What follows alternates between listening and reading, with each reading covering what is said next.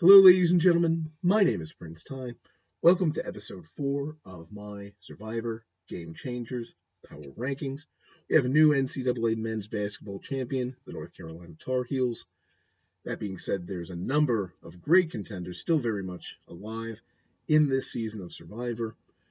Pretty much everyone besides Debbie. And if you want to hear more about Debbie, check out the episode of our podcast from this past Wednesday. We had Sunday from Survivor Millennial versus Gen X on the show. It was fantastic. And they talk a little bit about what happens when mental breaks, if you want to call it that, happen on the island. Great discussion. Definitely worth a watch. That being said, Debbie does not appear on my list this week. Spoiler alert. Shock. Awe. Several people do, though. Before we get to them, there are a few people on the periphery that I feel good about, but not great enough about. Sarah Dawn Thomas is in my periphery this week. She was on the list last week, and then this week she was the only mana without a confessional. There's only 5 people on that tribe. There was enough of Crazy Debbie to go around. They did not bother to show us Sierra's opinion on the matter. Has me a little bit worried that we only saw her last week during the Malcolm vote because she was the nominal target and would have gone home if not for the idol play. And to that end, while I feel like she's in a good spot, shielded by Brad Culpepper, shielded by Ty, so on and so forth, I could see her getting in a bad situation with the swap and only becoming visible because of that. So she's on my periphery, but off my main list this week. I have Sarah Lucina, who is also back on my periphery for the first time since episode 1. She had positive commentary on her tribe winning challenges, and of course had the big moment of making a 2-person alliance with Troyzan under the radar to better her game. And while that's good, and while that's smart, particularly because they're swapping, her whole over-the-top, I'm going to be a criminal commentary thing again, that I feel like they just plugged from episode 1 and stuck right back in there, doesn't necessarily jump out winner to me. Further, as a person who has done things because it would be interesting and had that maybe have limited success, her idea that she needs to go against the Tavua majority because doing that would be boring doesn't necessarily strike me as smart. So to that end, we'll see where it goes. It will be interesting to watch, but I don't think she's a full-on contender yet. With that said, we're on to my top 5. Rounding out at number 5 is Sarah's new running buddy, Troyzan. Number 1, I think Troyzan carries his idol with him at all times, so I think if he goes to Tribal Council, he'll be able to play it. JT, great podcast with Elise Anderson's after show this week, also worth checking out. There's a fear with Troyzan that they only show him when things happen to him. They showed him a lot when he got the idol. They showed him a decent bit this week when Sarah made an alliance with him. But every time they do show him, he seems to get a positive tone.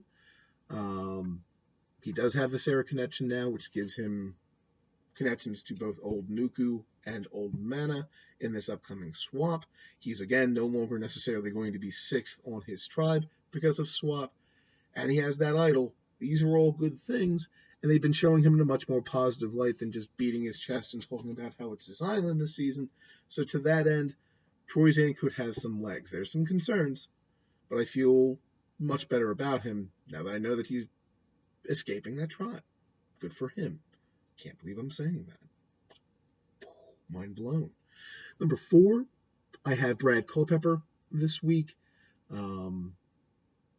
Basically, his episode was about Debbie hating him for no discernible reason. And it's an interesting dichotomy because I can't recall offhand a more blatant example of the edit defending someone than they did with Brad Culpepper this week, playing Debbie's crazy quote back about how she's going to balance after she blamed it on Brad dictating what everyone should do. And Brad did dictate kind of that she should not do the balance in the second challenge, and they won. So to that end, he looked pretty good this episode because Debbie looked so ridiculous. That being said, she did still survive, and she does still want him gone. And he is a big physical threat, and big physical threats are dropping like flies. JT just bit it with an idol in his pocket. Malcolm bit it the episode before. Caleb bit it the episode before that. Add Brad Culpepper's hands.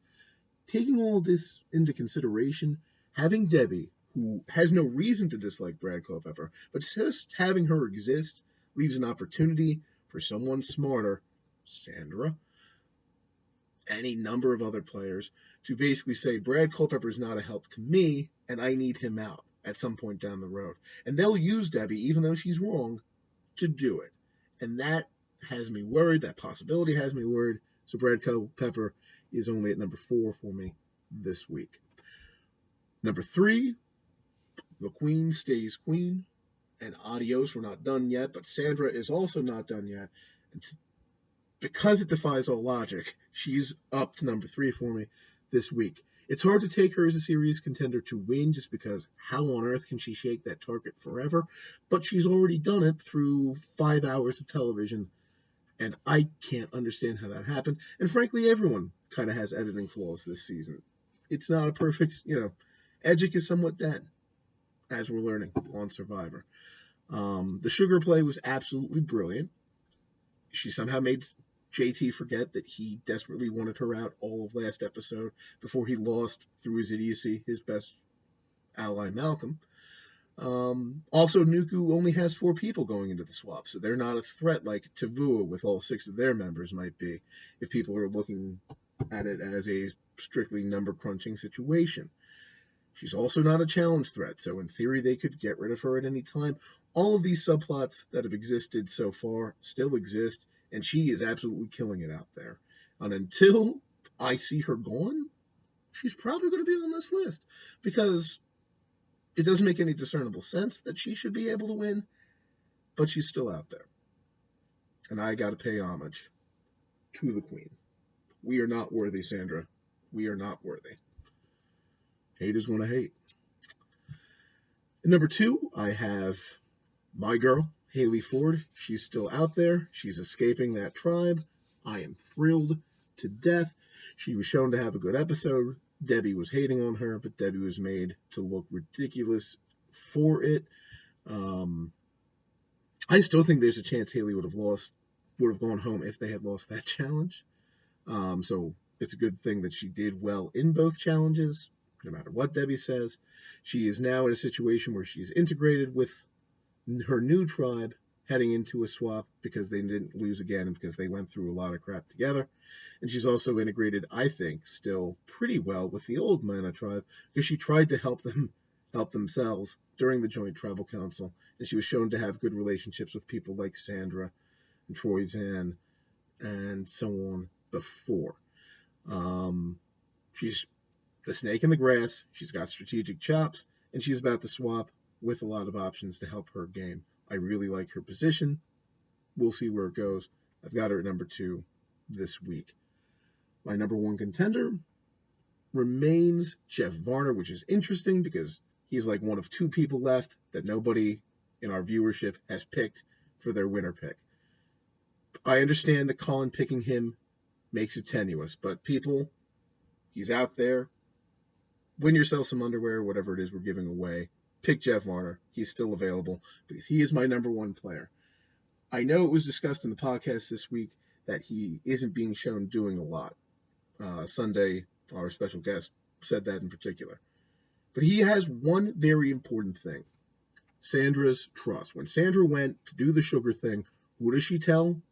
Granted, he's right there, but she just blatantly tells him, Jeff Varner. And Jeff Varner makes his amazing face and is just going with the flow. She trusts him. People seem to trust him. He was in the situation where JT had to trust him to vote out Michaela. He could have it both ways. He's getting great sound bites. At this point, I feel like he's in a position where he's like the one person who Sandra trusts enough that realizes that she probably needs to be cut and could potentially cut her at a time that would be advantageous for his game. He's constantly being shown as able to adapt to the changing dynamics of game changers. I don't know. I just love the guy, and I think he's got legs to win this whole thing, particularly with the run of big challenge beasts that are going home. So overall, Jeff Varner number 1, Haley number 2, The Queen number 3, Brad Culpepper number 4, and Troy Zan rounding out my top 5. It's been great. Can't wait to see what happens next week. Have a good evening, guys.